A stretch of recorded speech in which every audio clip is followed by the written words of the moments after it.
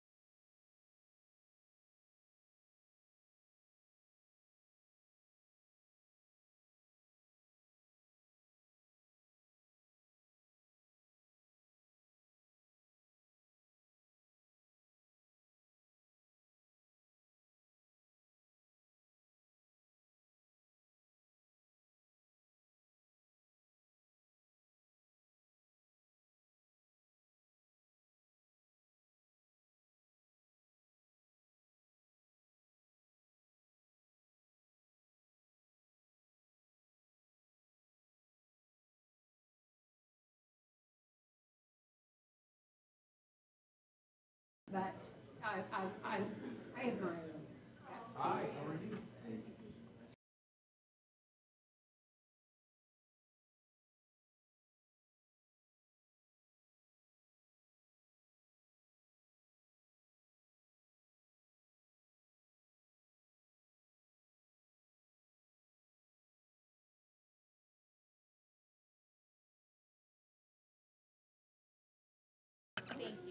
No, I don't candy coat it, which is unfortunate sometimes.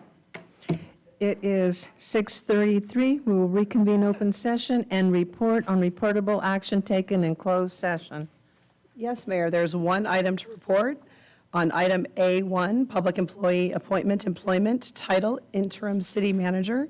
It pleases me to report that on a motion by Vice Mayor Carrillo, seconded by Councilmember Wyrock, and a 4-0 vote, that Ms. Patrice Hildreth has been appointed as Interim City Manager. Congratulations. We will now go into the Pledge of Allegiance led by Councilmember Wyrock. I invite you to please stand and join us and to remain standing for an invocation or moment of silence. Please join me. Salute, pledge. Pledge allegiance to the flag of the United States of America and to the republic for which it stands, one nation, under God, indivisible, with liberty and justice for all. Is there anyone that would like to come forward and do an invocation? If not, please join me for a moment of silence.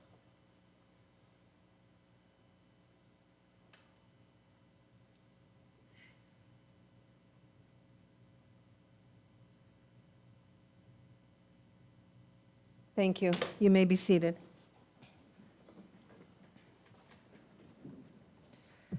Before we go into oral communications, I believe that there is an item that has been asked to be placed on the agenda. Yes, Mayor, thank you. The city received an email requesting potentially that the casino be allowed to utilize the sports complex parking on New Year's Eve.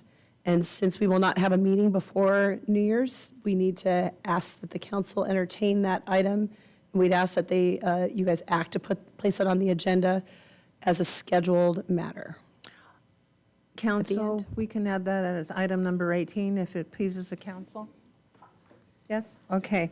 We'll add it. But we do need a motion. Then I make the motion that we add the item on as a scheduled matter as item number 18. We have a motion, we second, call for the vote. Can I participate in this vote? Yes, to add the item. Okay. Thank you, passes 4-0, thank you. We'll move on. And we will now go into oral communications. This is the opportunity to address the council on any matter of interest, whether on the agenda or not. Please address all items not scheduled for public hearing at this time. Unless additional time is authorized by the council, all commentary shall be limited to 3 minutes. You will be asked to state your name and address for the record. We will continue to the 3-minute per speaker time period so that we can continue in an orderly fashion, proceed with the responsibilities this evening. Is there anyone that would like to come forward under oral communications? Brock Neely, address on record. I just wanted to unfortunately be the bearer of bad news. We had our Tulare County Suicide Prevention Task Force meeting this afternoon. Currently, we're at 56 this year, which is a tie for the record for what Tulare County has ever had. In that 56 were 2 18-year-olds, 1 11-year-old, and 1 14-year-old. The 2 juveniles actually knew each other. So it was a suicide pact. So, with a heavy heart, I would bring you this news. Thank you. Is there anyone else that would like to come under oral communications?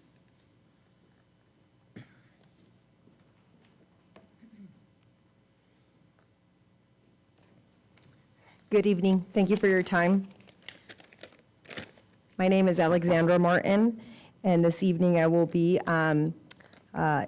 representing the Porterville Chamber. So we do have a few updates, and I'll keep it under 3 minutes. On January 4th, we'll be having a ribbon cutting for Sequoia Transitional Care at 11 a.m. at the address of 350 North Villa Street here in Porterville. There will be no First Friday coffee for the month of January. The annual award ceremony is scheduled on January 19th at 5:30, and it will be located at Eagle Mountain Casino, and we will be honoring the Man of the Year, the Woman of the Year, Large Business of the Year, Small Business of the Year, Community Service Project, and Male and Female Youth of the Year. Tickets can be purchased on our website at portervillechamber.org. Applications for our Junior CEO program are now open. If you know a child through 6th through 12th grade who may be interested, please share the information with them, and the application can be found on our website as well, which is the portervillechamber.org.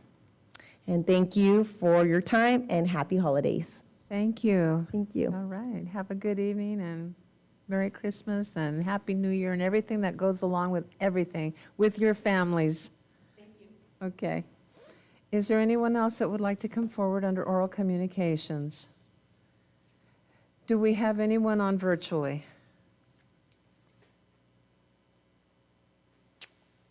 No, Your Honor. Okay, thank you. We will now move on to the reports. This is the time for all committee, commission, board reports, subcommittee reports, and staff informational items. City Commission and committee meetings, Parks and Leisure. Do we have anyone? No? Okay, Edith, Library and Literacy Commission. You're stuck with me.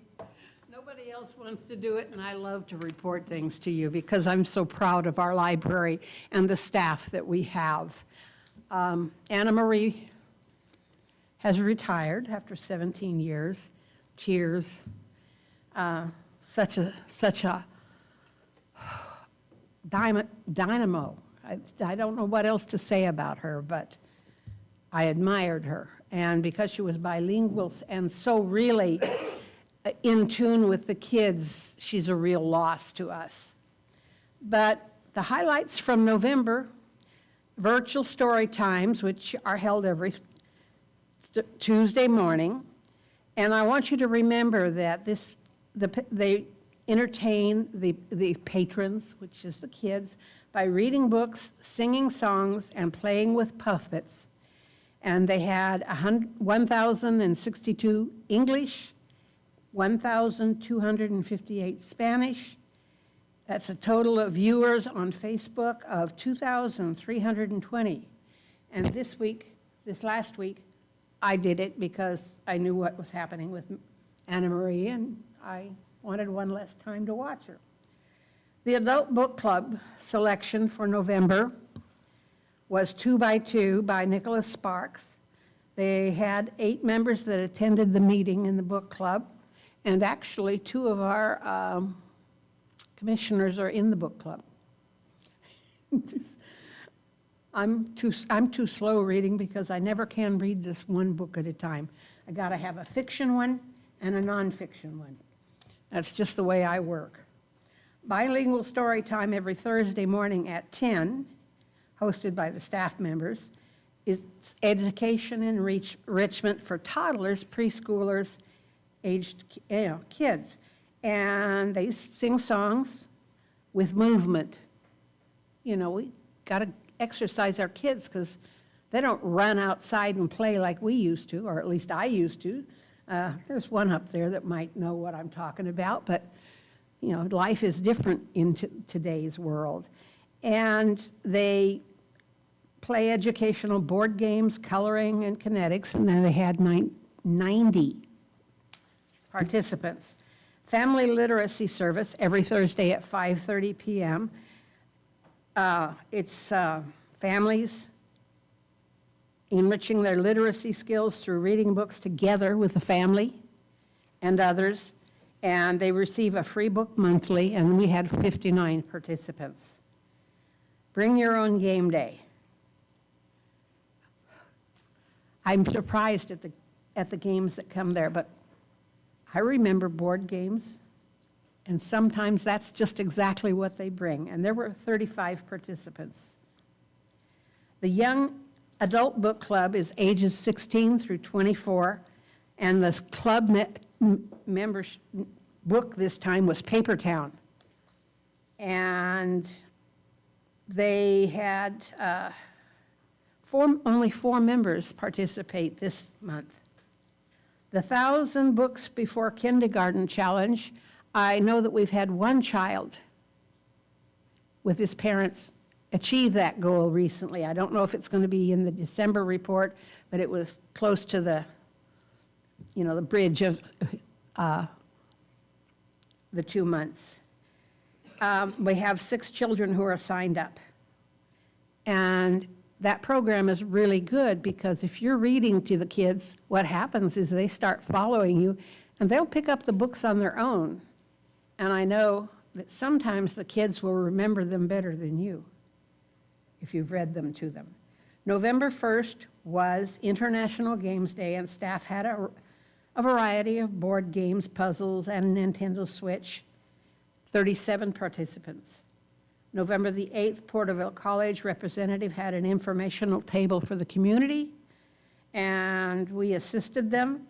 The 30th, Parenting Network, Mommy and Daddy and Me group had their bilingual story time, and there were 15 participants. But then, in case you didn't know, I love the kids, but the reason I got on the commission is the literacy. Because in the 90s, we closed a lot of factories, and there were wonderful, good people who had records that were just above standard by all means. But the new rules had people, you had to fill out the application right there, and a lot of people couldn't. And that's when I started realizing what the literacy rate was in Porterville and the problems. And our literacy group is phenomenal. This last month, Elisa completed Life Prints, a student book and workbook. Josefina completed a Life Prints 2-student book and word book, and Rita completed the Oxford Spanish-English Dictionary student workbook. And,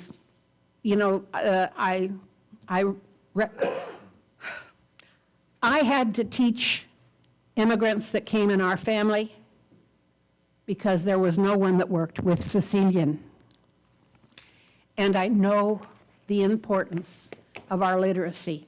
And I encourage you to always watch what our group is doing there because it's phenomenal. People are learning to read and write, and that is so important. Thank you very And much. happy holidays, no matter You what as you well. Okay. Yes. I was curious, when you do the story times, is it possible to ask when after or before where people are from and they can type in? I'm curious how big of a reach you guys get with those. I know it's not just because it's Right, that's why I was so curious to see if people that used to live here. the important thing is the bus system helps, and the parents. And if you wanted me to have them keep those statistics for you and bring them next month, I would be happy to. I was just curious how far the farthest person might be. It's so interesting because I know online you expand the people that may not have access, so. No, that's, and if you ever watch it, it's, on Facebook, yeah, it's, well, Anna Marie, you don't get to watch anymore. You see, the kids interact with it. I've had my grandkids during COVID working with it, great grandkids, excuse me. And they will actually participate, the kids, even though they've got that thing. It's like the old, Mr. Rogers they participated with, and I'm trying to think of the one with the puppet, with the freckles. Oh, I can't think. Howdy doody. But then I'm old. I say I'm older than dirt, and my grandkids, great-grandkids say, Grandma, one of them puts her hands on her hips. But, yeah, it's, I know some of them come from the Terabella area, and I know from the east side we get a lot, but I'm not particularly sure where, other than that. They're cute to watch when they're doing it. Thank you so much. We don't have Arts Commission, we don't have Animal Control Commission, Youth Commission, Talk. We'll now move on to the staff informational reports. Thank you, Your Honor. We do have two. We're happy to present the reports or answer any questions that you might have. I don't have any questions. Do council members have any comment or questions on the staff informational? None? All right. We'll move on now to the consent calendar. All consent calendar items are considered routine and will be enacted in one motion. There will be no separate discussion of these matters unless a request is made, in which event the item will be removed from the consent calendar. All items removed from the consent calendar for further discussion will be heard at the end of scheduled matters. We have items 1 through 14. Are there any items that you have noted conflict or any items to be pulled, anything that needs to be brought to attention? Yes, Your Honor. On item 13, it was brought to staff's attention that we need to add one sentence that was inadvertently omitted from the red line version of the proposed changes.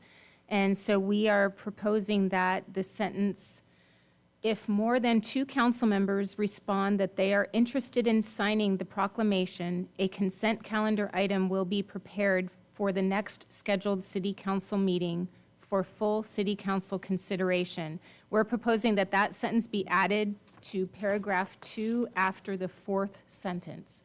And what staff is proposing is that if this item is approved, then we would prepare new city council handbooks for the council, and they would be placed in your boxes with the new policy.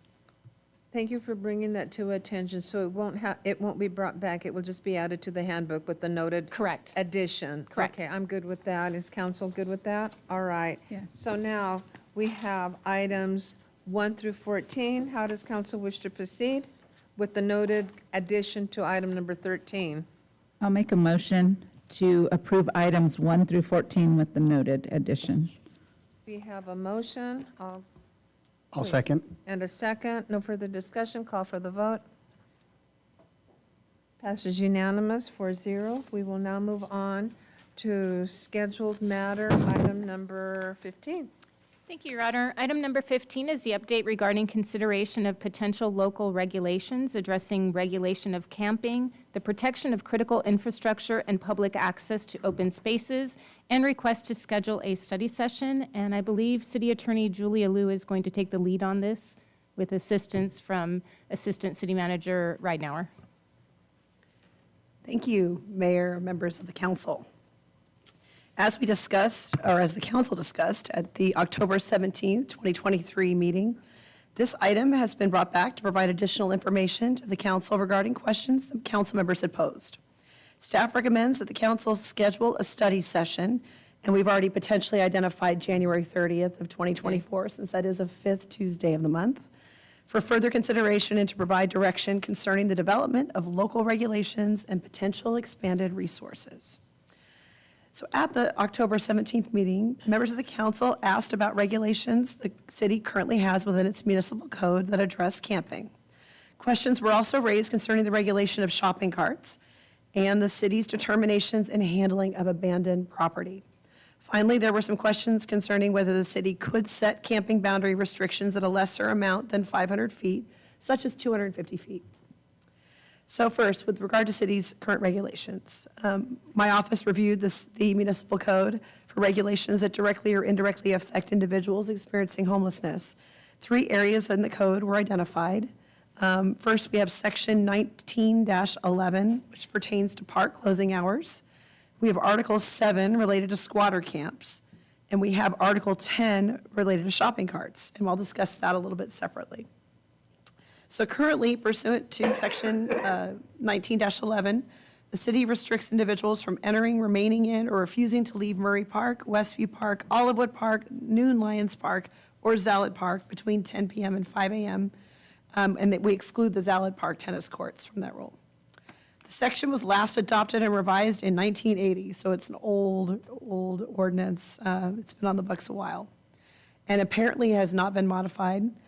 The section was the additional park hour restrictions may have been established via resolution, and I'm pretty sure they probably have been. Donnie can probably speak to that. And the regulation on its face would be legal, so we can definitely establish park hours, so long as we have other public places where individuals experiencing homelessness can sleep.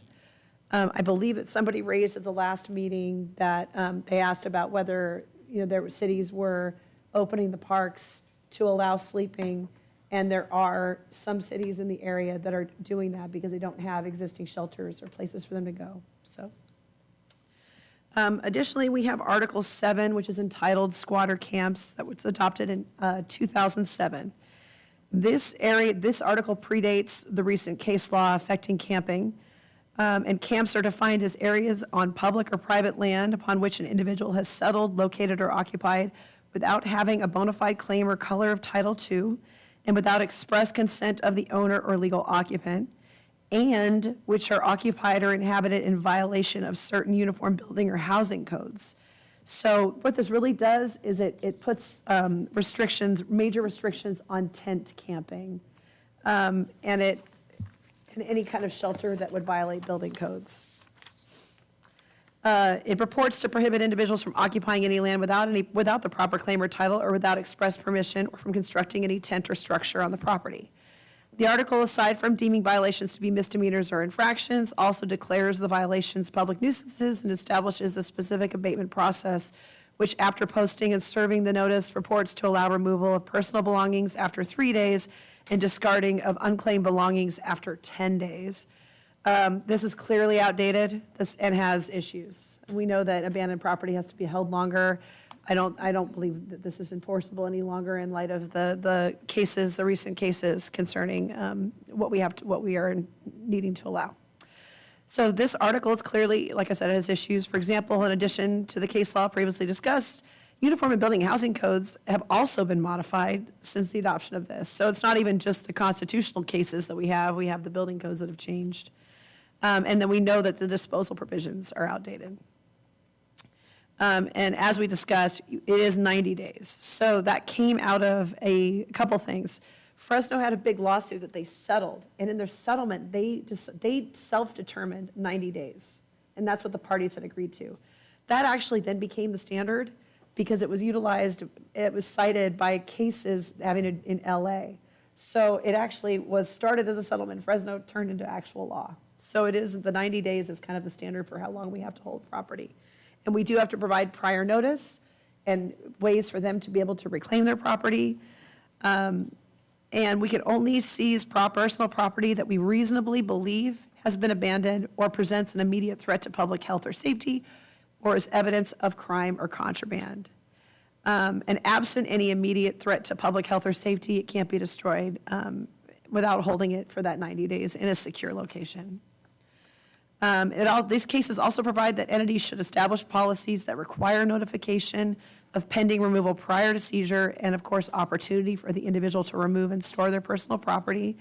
And if the entity removes items, the entity must document the particular items removed, along with where those items can be recovered. So there is some work that is involved in having to deal with this. And then I was asked also about the shopping carts regulation. Well, I have good news here to report, at least, because I do know that we recently addressed this. So we made comprehensive additions and revisions to our shopping cart regulations in 2018. And Article 10 is where you can find those, the municipal code. Under that, the cart owners, the store business, basically the business owners, are responsible for keeping their carts contained to the business premises, and provides that it is unlawful for a person to remove a cart from the business premises. So we address it twofold. We deal with business owners and we deal with those that take them off the property. If carts are removed, cart owners are required to retrieve those abandoned carts that have been retrieved by the city after we provide notice to them that we have them. For repeat offenders, the city can require, but the businesses operate and maintain the on-site cart containment system, which is what we talked about a little bit last time as well. So business owners are also required to affix cart identification signs with very specific language so that someone that takes it understands where it needs to be returned. So that's very clear. And that seems to be the standard, by the way, of what cities are doing. And then we have the last issue is the critical infrastructure proximity restrictions that I believe Councilor Wyrock might have brought this up at the last meeting. And whether or not we had to follow a 500-foot rule. And the answer really here is no, we don't. It is up to us to decide, the city to decide what makes sense. And that makes sense because you're really looking at what is the distance you need to protect the critical infrastructure. And what makes sense in light of your city, what you have in your city. So the council can determine what the appropriate restrictions should be. For example, some jurisdictions have utilized a much smaller boundary restriction, and I even attached an example of this. City of Stockton adopted a distance of 30 feet from critical infrastructure, and they define that as levees, sloughs, river, canals, waterways, council-designated property or facilities. So you can see they're utilizing the same kind of the Sacramento model here a little bit too, where they actually can change that. They can determine what makes sense to be, needs to be designated as critical infrastructure. And they can also do or within 30 feet of the property line of any parcel enclosing critical infrastructure, or within 30 feet of a vehicular or pedestrian entrance or exit of critical infrastructure. Stockton also prohibits camping on portions of right-of-way required by authorities to be free of obstruction for first responders or in a wildfire risk area. So I thought this might be a good one for the council to look at in general because they obviously have many of the same concerns that we do. And then we also, I know, wanted to provide an update and kind of give you a summary of the current shelters, services, and long-term planning, because there were questions about that as well. There are currently 4 shelters within the city that provide emergency beds for individuals experiencing homelessness. The projects are supported with federal and state funds, access through the Continuum of Care on Homelessness, County of Tulare, private donations, health plans, and the city of Porterville. In addition to those shelters, there are other projects that are scattered, sites that provide permanent supportive housing, and multifamily housing project that is dedicated to supportive housing. The city directly supports the Porterville Navigation Center with a current capacity for 15 emergency beds and 15 bridge housing beds. The city also currently supports the Porterville Armory temporary evacuation point and shelter. Although not a homeless shelter, it serves to house individuals who are homeless as a result of the 2023 atmospheric flood, providing overnight shelter to approximately 30 individuals every night with a capacity of 50 beds. Additionally, the city supports and collaborates with local service providers to assist homeless individuals and families. Funding priorities concentrate on supporting existing projects that support the Housing First model, permanent supportive housing, bridge housing, navigation centers, emergency shelters, housing navigators, and other programs that help individuals experiencing homelessness move from unhoused situation to permanent housing. The recommendation at this point is just to hear the information. If you guys have questions or want us to explore any other areas, please at this point let us know. But really, it is to consider scheduling a study session early next calendar year to consider and provide further direction concerning proposed changes to the city's current regulations and the development and planning for additional shelter space. And with that, I'll leave it to the council for any questions. Thank you. You did very well in presenting, Thank you. even with your voice. Thank you. Even with that voice, you did very well in the Thank you. presentation, and we thank you for it. Council, she's given us and provided us additional information to this regard. Is there anything else you would like to bring to the table? I don't have any additional. Do you have any additional or any questions? Yeah, maybe just so we're prepared. So I see the Stockton ordinance is in here.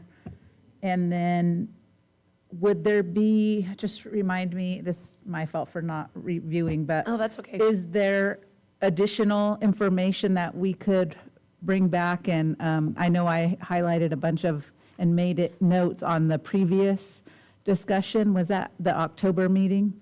Yep. So I could go back and get my, okay. So this is what I would kind of foresee is we would include both the staff reports and the attachments for the study session to you all, along with if there's any other things you want us to follow up on after today's meeting.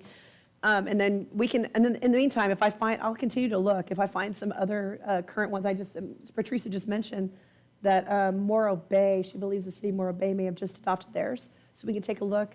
I periodically check for what the burning issue, the new issues and topics are, so I would plan on doing that before the meeting as well, and we can add some additional information That would that be we good. find, if you would like. Yes, that was my second half Yeah. was if, so thank you. I don't have anything. Okay, Councilmember Wyrock.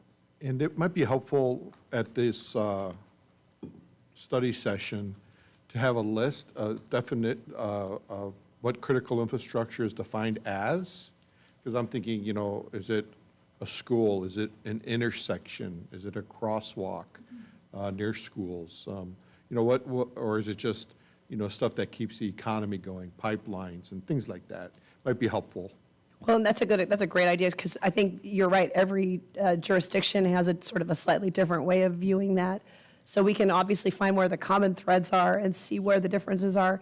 And maybe we can, if we have time, we can actually also potentially do a little bit of screening ourselves, the departments, Thank you. That would about be things good. that they thought might need to be protected. That would be good. I was just going to say thank you for that, because I think that that section, the critical infrastructure, is going to allow us to give some definition to the area and the space, how the feet, the distance was Footage, questioned. Yeah, I think those are going to help a lot. Thank you.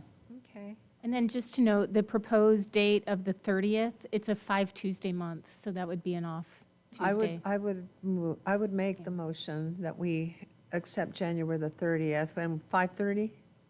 Or 5:30? Okay, for the study session. Okay, I've made the motion.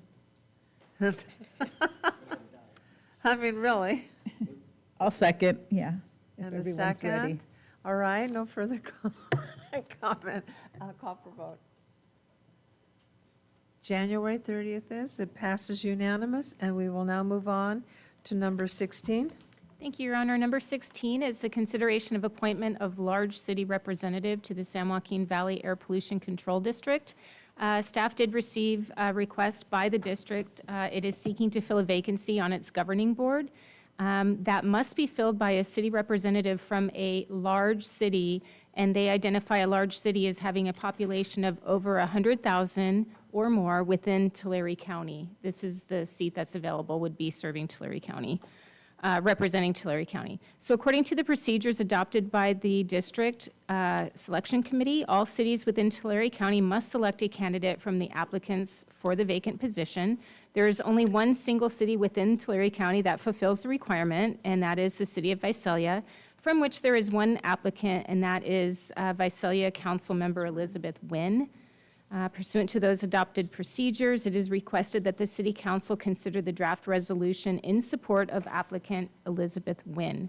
So with that, the recommendation is that the council consider the draft resolution to approve Ms. Elizabeth Wynn to fill the vacant seat on the San Joaquin Valley Air Pollution Control District.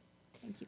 Thank you for that report. It is a criteria, and it is for a large city representative seat for 100,000, and we just need to affirm it as a council that that would be the representative for the large city of the population it serves.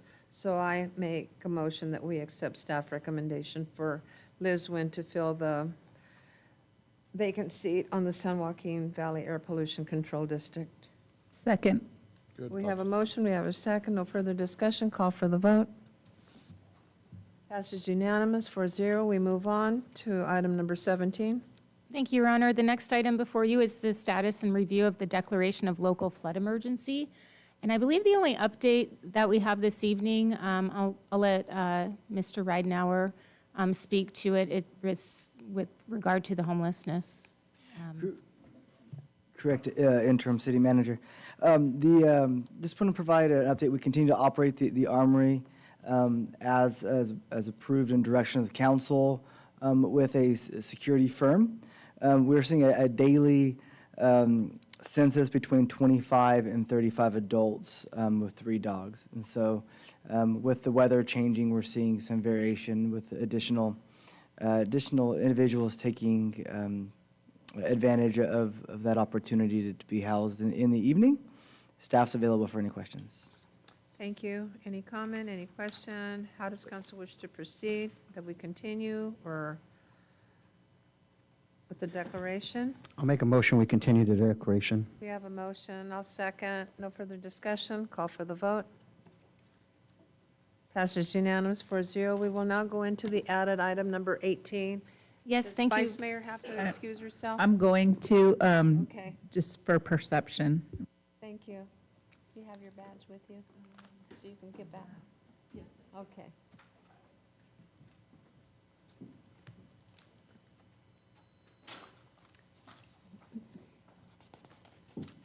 Thank you. Okay, thank you, Your Honor. Yes, the emergency item that the council approved to add would be the temporary overflow parking for Eagle Mountain Casino for their New Year's Eve event. They had requested that this be presented to the council for consideration. They are requesting use of the city's sports complex for overflow parking for their New Year's Eve event. They're requesting from 6 p.m. to 6 a.m. Staff would recommend that should the council consider approving their request, that a few things be conditioned. That would be that the parking lot be lighted for safety reasons, that a shuttle service be provided from that overflow parking to the casino, that they provide proof of insurance, general commercial liability coverage in the amount of $2 million, and add the city of Porterville as an additional insured. And I believe that covers our conditions. Okay. Council member? I was just, I'm assuming they might add security to that as well, because I'm just thinking since it's city property and it's Sure. going to be open all night. Yeah. Okay. Okay. Thank you. Councilmember Wyrock, any comment? Just a couple of quick basic comments. I've traveled out to the casino from Olive Avenue, and at nighttime, it's not hard to navigate it, but there's a lot of traffic, and now there's food vendors set up at one intersection that we're all familiar with.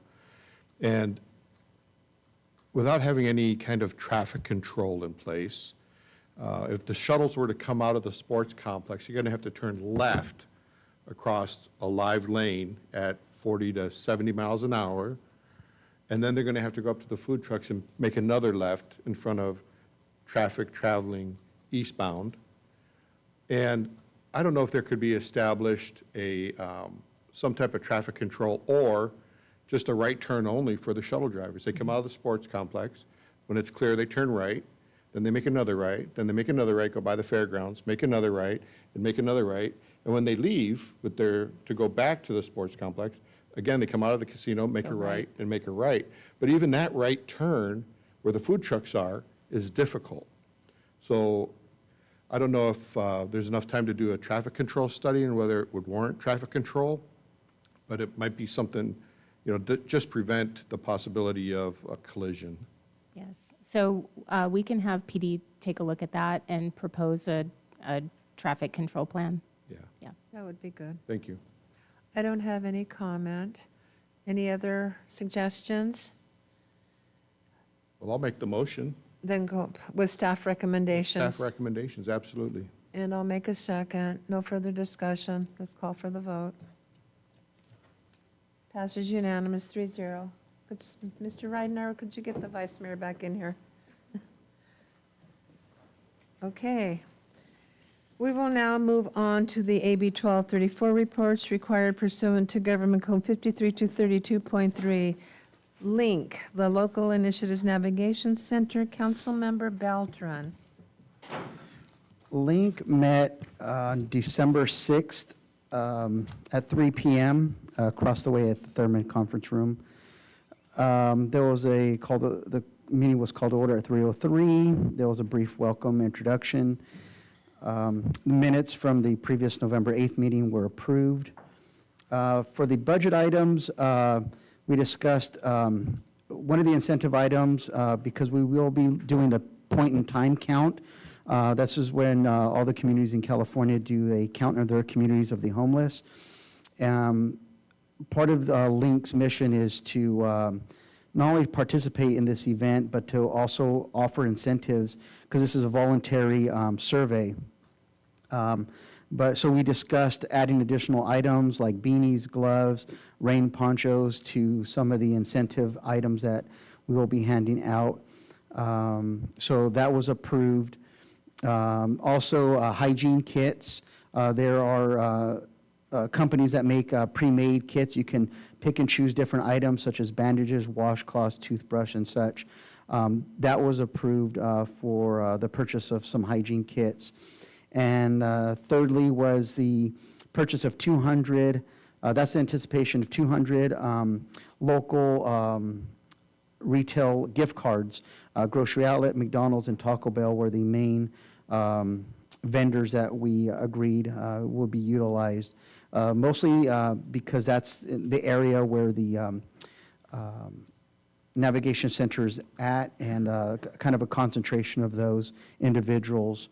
The last item was if there was any additional fundraising needed. Thankfully, we had a great fundraising season, and there was no additional fundraising needed. Item 5, there was a brief update for the navigation center. The numbers are consistent with those being fed, 80 to 120 individuals. There were 99 unduplicated individuals over the last month. So those are individuals that hadn't been contacted before that came in. So that's 99 new individuals. Let's see, all the beds are currently full, from the emergency beds to the bridge beds, so full occupancy at this time. The next item, 6, was point-in-time planning for the January count. There was a map distributed to those in attendance that identified parking, the parks, shopping centers, and other locations that homeless tend to congregate. The SMART team was there, and they're going to do an evaluation if there's new encampments for those that are going to be doing the survey, to update that map to make sure we stop at those locations. The Pit in Time event will happen on January 24th. That's a Wednesday. We are still looking for volunteers and donations for those warm clothing items.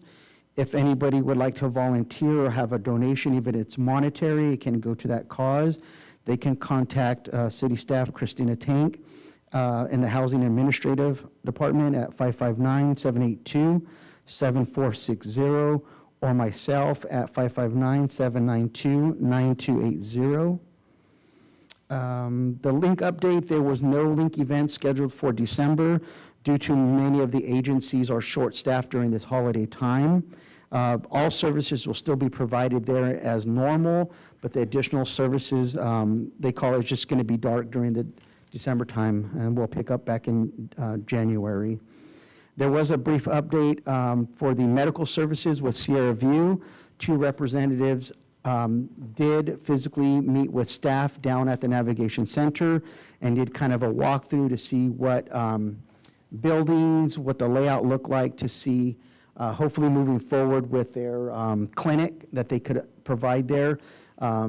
This has been a slow-moving process, but thankfully it's still progressing with them physically meeting and going down there and taking a tour. So I hope to update that in that coming year of where that's at. There'll be collaboration, obviously, with King's View, who manages the day-to-day, so that discussion is still ongoing. There were no other matters. We have several point-in-time meetings coming up on January 3rd, January 8th, and January 16th for those individuals that would like to volunteer. And again, you can contact me or Christina Tank if you would like to be involved. And the meeting was adjourned at 4 o'clock. That's it. Thank you. It pleases me to hear the communication with the hospital, Sierra View. That pleases me. It's been long conversations going for such a long time. It pleases me to hear that. Any other comments? Okay.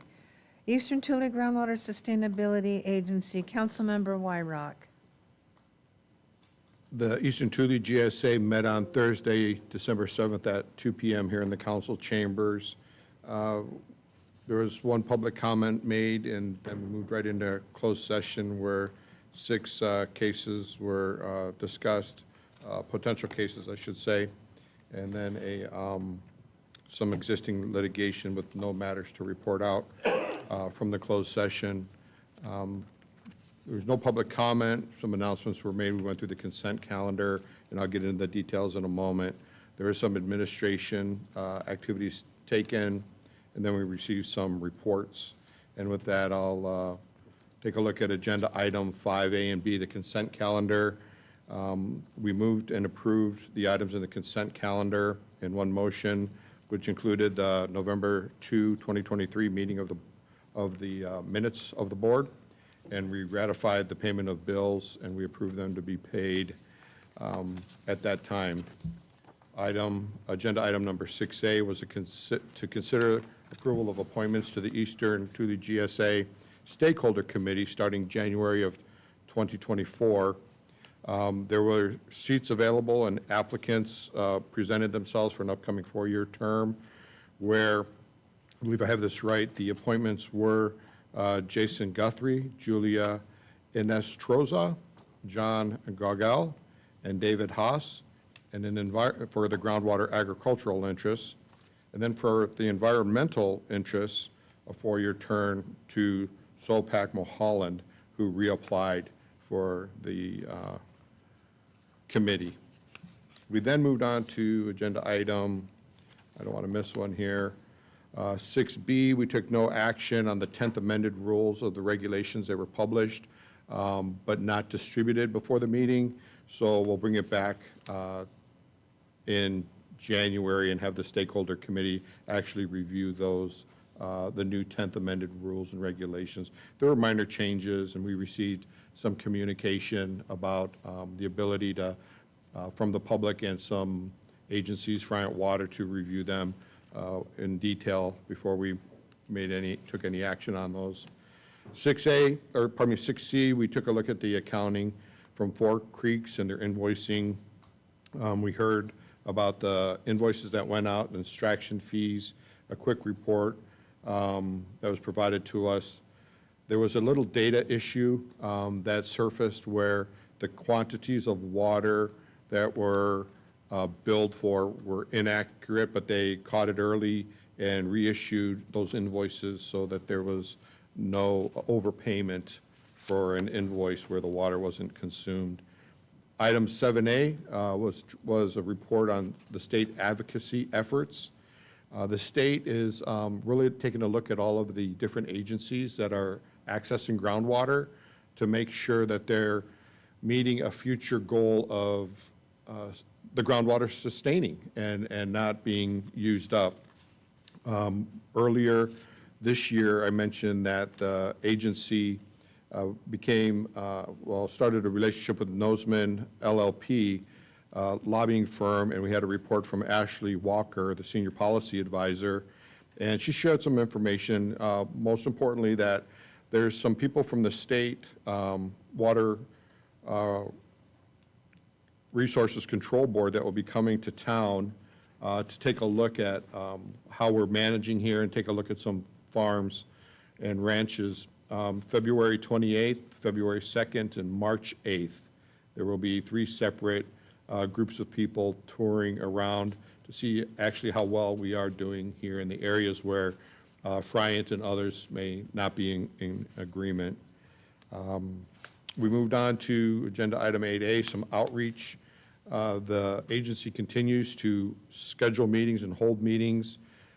There was a board of directors meeting with 11 participants on November 2nd. There's a landowner workshop on November 9th, community workshop on November 8th, and then they actually presented at the November 30, 2023 Porterville Chamber GAC committee with an update on what's going on, including the ETGSA well mitigation program and how that's being rolled out. And then finally, agenda item 10A, just a staff report to the directors on updates regarding the Thule Subbasin Coordination and Task Teams.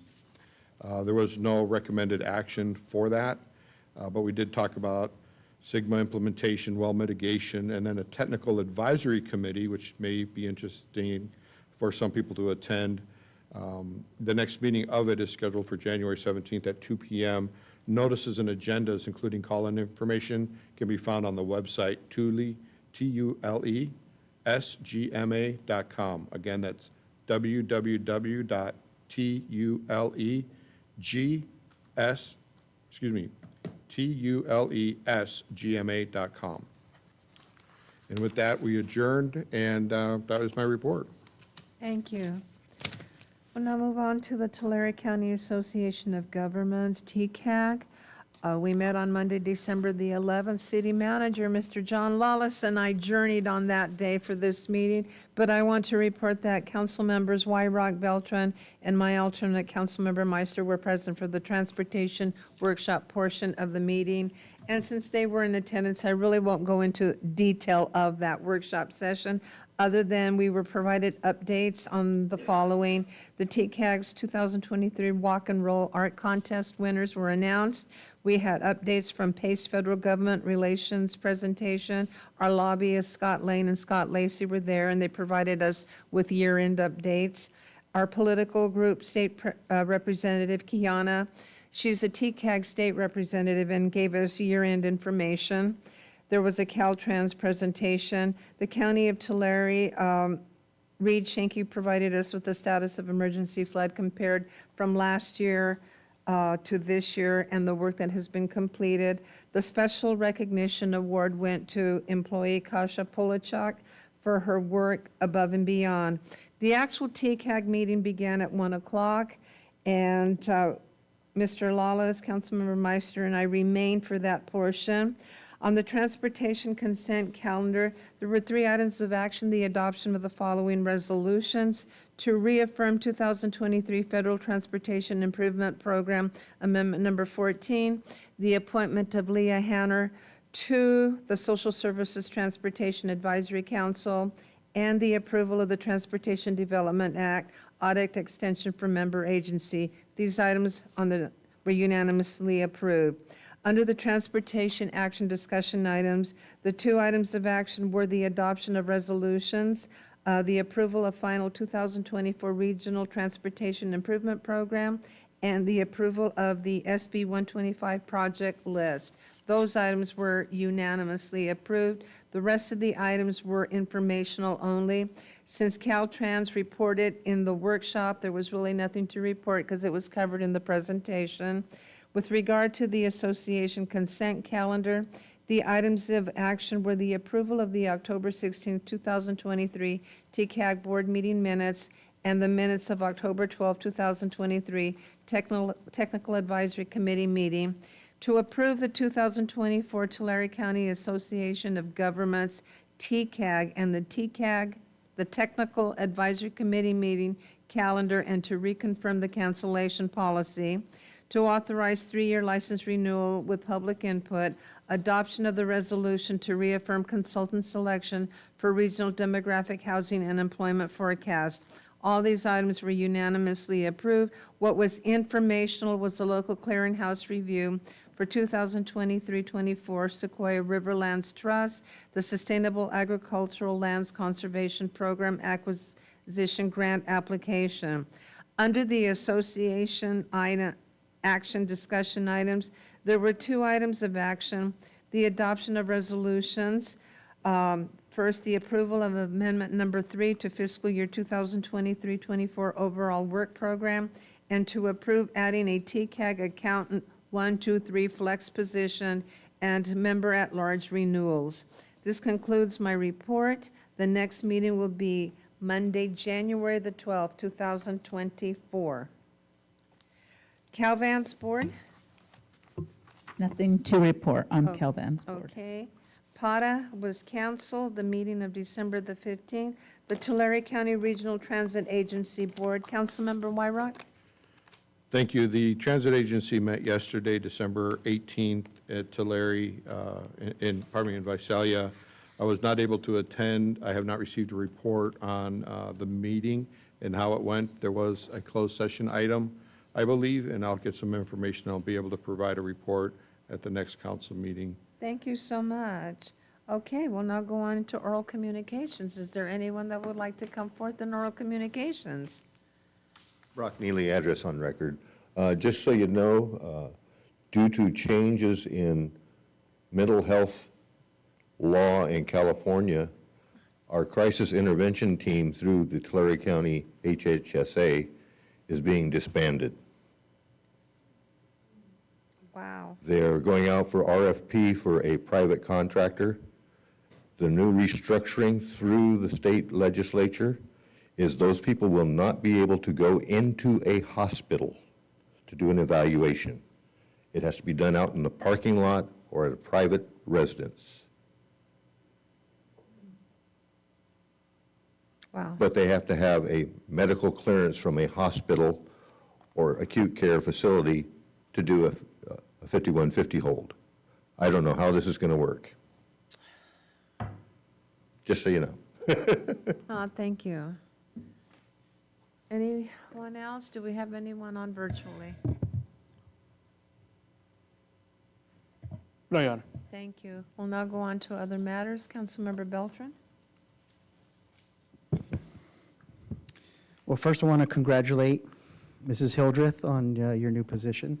We have all the confidence in you, and we will be giving you a lot of grace in this, but we know you are up for that. And I also want to recognize Mr. Lawless for having individuals surrounded him, but also the succession plan of having confidence in individuals to step in. So thank both of you for your service to this community. We didn't get a report from the Parks Department, but I just want to say I stopped by the senior Christmas dinner, and I believe there was over 100 individuals there, and it was great to see not just those community members, but the youth involved from different schools that were doing the hospitality, serving and stuff. And where else in this community can you get for $10 not just a great cooked meal, but a live jazz band? Mm-hmm. And I think everybody walked out of there with a prize. They had so many prizes. So I know I heavily advertised for it, but just what a great, the staff that put that together, and this is, I don't know, 20 years or so they've been doing it. Just to see the success every year in and a year out is great to see. Just another service that Parks Department provides for the community. Just everyone, hope they have a great holiday, New Year's, celebrate responsibly. I know this time, thank you, Mr. Neely, for bringing up the suicide situation. There's a national program called Grief Share for individuals. I recommend that I advertise that as well, to go online and search the Grief Share. They have great counseling and methods to deal with the loss of loved ones at this time of year. Earlier today, there was an incident in the community where first responders had to go and provide help, and just keep that family and first responders in prayer. That's the second incident in not too long of a time period that some of these first responders had to deal with some tragedy. And you know, it is a holiday time, but just it doesn't go without every day that there's an incident that these first responders have to deal with, and it's a lot for them. And so just continue prayers for them, and thank you for their service. Thank you. Councilmember Wyrock? Thank you. I was thinking about how much I was going to miss Mr. Lawless. He's been such a great mentor and advisor to me and really all of us and the city staff. But tonight I miss him a little bit less now that we have Patrice stepping up. And as Councilmember Beltran mentioned, the succession plan that was purposefully instituted years ago, and the people that have been developed, people are ready, and I'm excited about the future with the very capable people at the higher levels of our city staff. I too want to recognize emergency responders. Keep them in your thoughts and prayers, and the families. And there's a lot of people this time of year, as again Councilmember Beltran mentioned, that go through emotional highs and emotional lows. And it's hard, and you can get caught up in it, and it's hard to find sometimes the sunshine. So I just want to encourage everybody to take full use of all of those resources. The library report, it's always a highlight of sitting up here on council and maybe even people watching it on YouTube. Just so many programs that are available, scheduled in advance, notice going out, and just so many activities. It's just really, really good. I, too, want to wish everybody a happy holiday and a very Merry Christmas. Thank you. Thank you so much. Vice Mayor. Of course, I would like to also congratulate our interim city manager, Patrice Hildreth. And I also want to say thank you for being willing and stepping up, and thank you to your family, as we discussed in the back, for supporting you. And also to the team, Mr. Ridenhour, and all the staff in the various positions that are also moving up and taking on more responsibility. I just want to acknowledge the staff for that, so that we just keep moving along and doing the work for the city. So thank you and congratulations.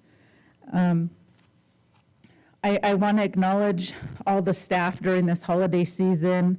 As the council members already mentioned, our public safety departments, we're so grateful for you all and all that you go through and prepare for our city and our community.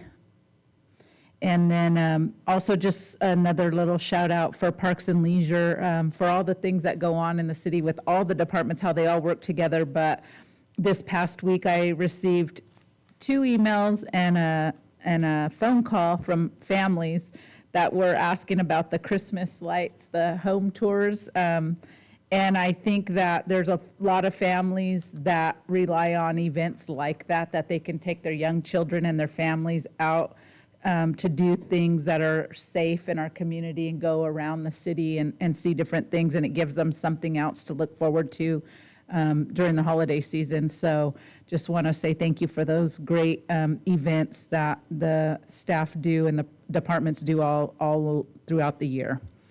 And with that, you know, I recently went to the Myers Memorial where we hang the ornaments, and you know, just the people that I saw going in and out, and then seeing all the ornaments hanging on there. I mean, it's a time that we remember our loved ones that have passed, but also see all the other families that have been doing that year after year after year. So just, you know, and seeing those types of events during the holiday seasons, and then our partners with the Chamber of Commerce and other agencies that are doing all these, you know, great events and fundraisers and drives for donations and just things in our city to you know, provide for all of us and attend and be a community. I just want to thank you all for the hard work during this time, because it's not easy for everyone during this time. Just want to wish everybody a happy holiday to our community, but also our staff and my peers up here on the dais. And just the last thing, I just want to thank you, council member, for the link updates. I think they're very helpful to us as we make the decisions and, you know, trying to find ways to come up with solutions. It's multi-level of different solutions and challenges, but I think hearing from the committee and that they're active and getting those updates really helps, as with all the other committee reports. And that's all I have tonight. Thank you. Thank you. I know that those who are on virtually are going to turn their cameras on. I'm sure they're going to humor me. Look at that, wow. All but one, maybe. All but one, yeah. Maybe a couple, who knows? But see how happy they are to turn their cameras on? Well, first of all, Patrice, congratulations once again, and it is without reservation, having known Mr. Lawless for many years and having watched you as seated in council chambers, and again, knowing that the staff would be in succession plan, and Jason, you're right along in there, because we know that the city will continue to run as seamless as possible, and the staff is there and ready and available for all of us, so that is congratulations. I want to actually thank Mr. Michael Knight for having new aprons for the employee luncheon. I mean, that was awesome. I have to say that employee luncheon was wonderful because it gives those of us the opportunity to serve staff. And we really decked it as elves with our new aprons. They weren't all one size fits all, but we were good with that. And Mr. Moore, I want to thank you. We have this little thing that we do every year. We stand side by side as we serve. And I will go back down memory lane. It started in 2016 when I first got onto office, how all the council members back then, it was Brian Ward, it was Cam Hamilton, it was Milt Stowe, and Monty Reyes, all of us, how we put on our aprons. And I was like, okay, we got this. And we were able to serve as staff went by and just communicate and have that camaraderie with those of you. And even Chief Costello, he became a team player that day and actually wore one of those aprons. He wanted to bring one of his own, but that's okay. He became a team player on that. We missed you, Chief Cogburn, but that's okay. The person that was there, he did a good job. He was there and represented very well. And all of that, I want to say thank you. That goes without saying that these luncheons and to have staff from all departments come through and just have the ambiance, it's really wonderful. And a lot of that goes to the core of who you are, that you do this for your staff. And I want to say thank you. I want to say congratulations to the officer promotions. Councilmember Beltran and I came on, it was yesterday. And I want to say congratulations to Sergeant Robert Richardson and Sergeant Jacob Stark and their promotions. It was wonderful to see that and the families attend, those that were here. I also want to say that it has been brought to my attention that there are 2 young ladies from the city of Porterville that have been nominated to the Tulare Kings Hispanic Chamber of Commerce Awards in the category of Young Professionals. They are Eurico Velarde and Alita Verduzco. Congratulations on their nomination. We will know in January at the gala for the Tulare Kings Hispanic Chamber of Commerce on January the 12th what the outcome will be. And I want to say, Happy holidays, Merry Christmas, and of course, Happy New Year, because there will be a lot of families where this is the first that they will be without a loved one, that they will have lost their family member during the year, that for some reason, while others are celebrating, it intensifies victims of domestic violence, and that I know that officers do get a lot of calls, especially during the holidays, where a family member is a victim and they just cannot reach out themselves. And there is a sadness. Well, we just need to keep them in heart. And like Mr. Neely shared with us about the suicides and how it intensifies, well, we are celebrating and we may be mourning a loss. There are others that really need the help and they need the services. And I encourage they seek the assistance of the agencies that are there to help them. Mrs. Hildreth. Thank you so much, Mayor Flores. I would like to take this opportunity to thank the City Council for your confidence in me. I am up to the task. We have such an amazing staff here at the city, and I would not have the confidence had it not been for the staff that I sit with. So thank you, and we won't let you down. I did also want to make note that the Tulare Kings Hispanic Chamber Awards, there's also another honoree. She's a nominee for Women of the Year, and that is Mayor Martha Flores. Oh. So, yes. Thank you. And I just wanted to wish everyone a Merry Christmas and Happy Holidays. Thank you. And everybody remember. Mr. Ridenour, you want to say anything? Well, I just want to thank the council and wish everybody a Merry Christmas and a Happy New Year. Thank Look you. forward to 2024. Well, Fernando, anything you want to say?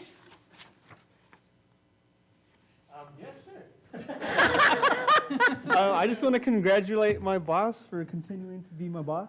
You know, she's been a great mentor along with John and Jason, and I think we'll be good. And congratulations. Julia? I just want to say thanks to the council. Really Okay. appreciate your guys' leadership. Well, And everybody have a wonderful congratulations. holiday. Well, I have a congratulations to Julia. She won this evening. Yep, I did. It is 7:43. We adjourn the meeting.